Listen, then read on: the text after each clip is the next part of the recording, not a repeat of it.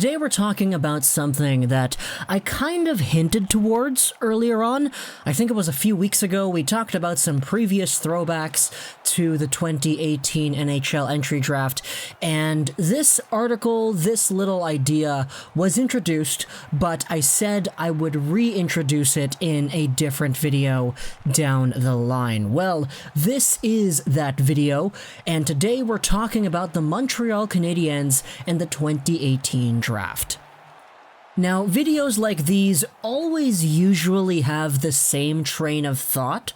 We usually start out talking about the 2018 draft and the Habs, the third overall pick, and it always evolves into the same thing being said in the comments.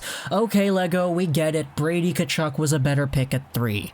Okay, we get it, the Habs could have had Quinn Hughes instead of Kotkaniemi. Stop rubbing it in. And that's normally the discussion that usually takes place, but this time I wanted to explore a little bit of a different idea, rather than talking about the alternatives that could have changed the way the team performs today. Let's talk a little bit about one of the more realistic things that could have happened, because when it comes to the Tkachuks, the Hugheses, the Zadinas, etc., there was always this idea that Montreal was never even really considering of these guys at third overall. So today, let's talk about a guy that the Habs apparently legitimately wanted and considered over Jesperi Kotkaniemi. Now, this is coming all the way back from a 31 Thoughts article published in June of 2018. This was after the entry draft. Everything was said and done, and we were coming off of what was a fun draft indeed, but a whole bunch of trade rumors and free agent rumors were on the horizon. So this article over here starts off talking about John Tavares and the UFA interview period and all that. It's actually kind of interesting taking a look at the speculation, the teams involved, and all that fun stuff. But let's go over into the middle of the article, into thought number 19, talking about Filip Zadina. Zadina, who was drafted 6th overall by the Detroit Red Wings, is a confident lad. He told Montreal face-to-face that if they passed on him, he would fill their net with goals. Then, he said it to the Detroit Red Wings media when the Canadiens, Senators, and Coyotes went elsewhere. The Red Wings wanted centers and defense, but threw that out the window when Zadina dropped in their laps. Here's the kicker. The Canadiens also liked Barrett Hayton, who went 2 spots later to Arizona. There was real debate over which center to take. Ottawa GM Pierre Dorion also said he was worried the Canadiens would take Brady Tkachuk. Edmonton almost traded up to get Evan Bouchard, but realized as things unfolded that they wouldn't need to. The Canadiens were very interested in Barrett Hayton, a guy who shocked the world when he went 5th overall to the Arizona Coyotes.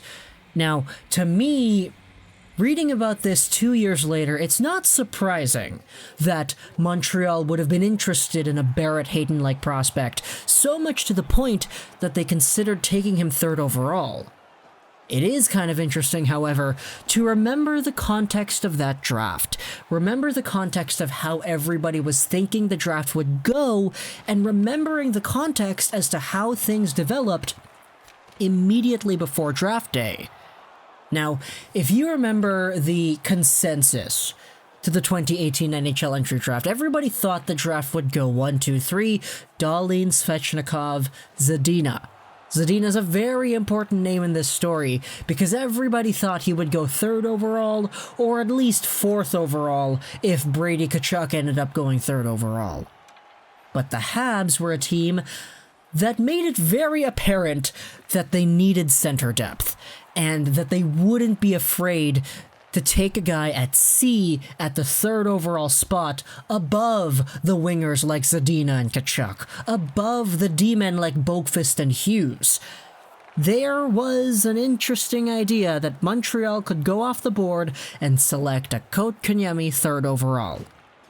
Now, Barrett Hayton is a guy who is in a different conversation, because when it comes to the centers in the 2018 NHL Draft, there are three in particular who rose incredibly quickly.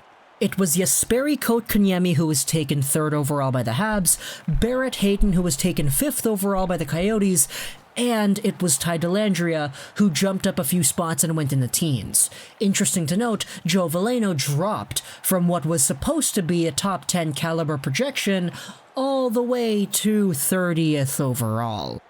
It's actually really funny because back then, the common idea that I saw amongst draft fans and media on Twitter, on YouTube, Andy LaHoo kinda put this in a very nice way to understand. When it comes to the three big centers of the 2018 NHL Draft, Kotkaniemi, Veleno, and Barrett Hayton, you could kind of compare their two-way styles to NHL stars of the now. Jesperi Kotkaniemi played mostly like Anze Kopitar. Barrett Hayton plays mostly like Patrice Bergeron, and Gio Veleno plays mostly like Jonathan Toews. That's not to say that their ceilings are the same, but when it comes to two-way playing ability and style, that's the description that many draft fans, myself included, kind of opened themselves up to. And Barrett Hayton was a guy who many people thought could potentially become such a high-ranked player despite being ranked 12th by ISS, 11th by Future Considerations. He was a guy that Craig Button had at 7th on his final draft rankings, and that stirred up the hockey world incredibly. Craig Button then had a little video on the TSN website where he talks about how the Kotkaniemi and Hayton thing could very well entice Montreal at number 3, and that they're both top-end centers. Now, most draft fans saw this leading up to the draft, but it didn't really settle in that Kotkaniemi and Hayton could be top 7 picks until the moment the picks were actually made. Hayton was a guy who a lot of people thought had a much better ceiling than his draft year did project. He had 60 points in 63 games played, but he was the second-line center on a stacked Greyhounds team that had one of the best players in the OHL in Morgan Frost up ahead in the lineup. Because of this, Barrett Hayton's name was kind of buried down there on the score sheet, and he didn't get as many points as people thought he could have gotten if he played with a different team. Lo and behold, once Hayton was given the captaincy and a little bit more room to do his thing, he got 66 points in 39 games, a much better points per game rate than his draft year. Nowadays, Barrett Hayton is an NHL player getting 4 points in 20 games. Hey man, you gotta respect the grind, am I right? But at the same time, he projects to legitimately becoming a top 6, if not elite, center at the NHL level. He is only 19. So the way he's been projecting, while not amazing, certainly is respectable. Now obviously you can debate whether or not you would rather have a Quinn Hughes or a Filip Zadina or an Adam Boqvist or a Brady Tkachuk, but if you're a team that was looking for a center, which the Montreal Canadiens very obviously were, the best two options there were Kotkaniemi and Hayton. So it's just kind of interesting to take a look at it. What if the Habs chose Hayton instead?